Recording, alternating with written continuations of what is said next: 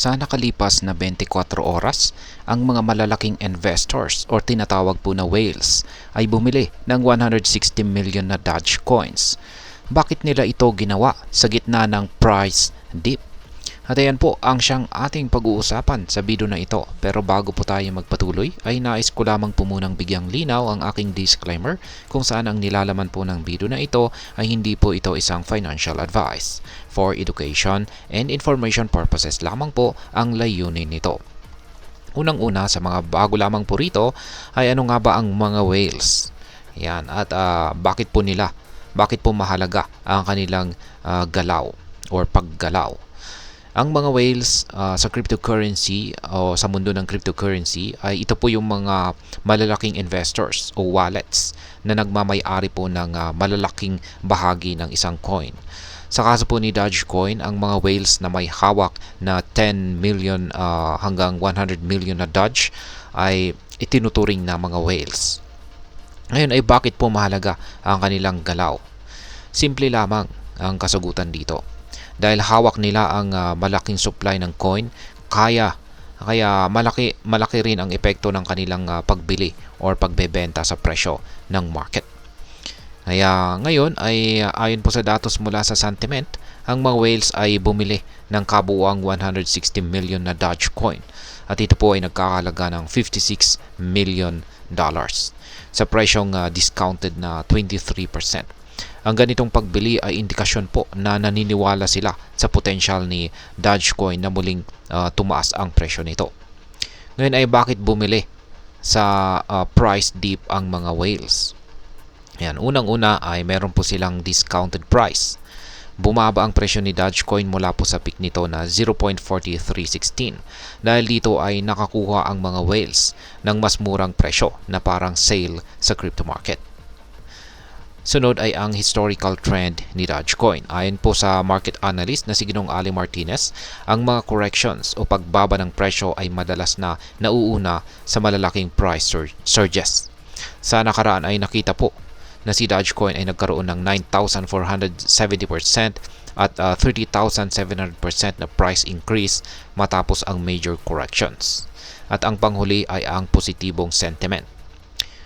Si Dogecoin ay nakakaranas po ng positibong suporta mula sa community nito at malalaking personalidad katulad po ni Ginoong Elon Musk. Kapag maraming nag-iipon po ng coin sa panahon ng pagbaba, nagpapakita po ito ng tiwala sa posibleng pag-akyat ng presyo. Ngayon ay ano naman po ang ibig sabihin nito para po sa atin bilang mga Pinoy traders o investors ni Dogecoin. Yan, meron po tayong dalawang mahalagang bagay na dapat tandaan tungkol dito. Unang-una ay pagkakataon po para sa mga bagong investors. Ang whale accumulation ay isang sinyalis na maaring tumaas muli ang presyo ni Dogecoin. Kaya para sa mga bago pa lamang sa crypto, ito po ay maaring isang magandang entry point. Ngunit tandaan, mag-invest lamang kung ikaw ay handang tanggapin ang risk. Pangalawa ay ang volatility ng market. Ang crypto market ay lubhang volatile, kaya mahalaga ang tamang diskarte. Huwag po basta-basta sumabay sa hype. Magkaroon po ng malinaw na plano gaya ng pag-set ng target price at stop loss levels. Ngayon ay ano po ang posibleng future ni Dogecoin? Maraming analyst ang nagsasabing maabot ni Dogecoin ang presyong $1 o higit pa bago matapos ang taon na ito.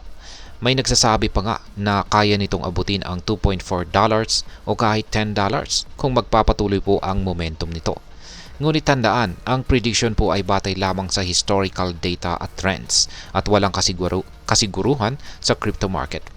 Sa kasalukuyan, si Dogecoin po ay nagtitrade sa presyong 0.3171 kung saan ay mas mababa ng 5.8% sa nakalipas na 24 oras. Gayunpaman kung titingnan ang mas mahabang panahon, ito po ay tumaas ng 88% sa nakaraang linggo at 195% naman sa nakalipas na buwan. Isang indikasyon ng malakas na interes sa coin na ito. Ngayon ay ano naman po ang aking masasabi tungkol dito? Ang pagbili ng mga whales ay isa po itong positibong senyales.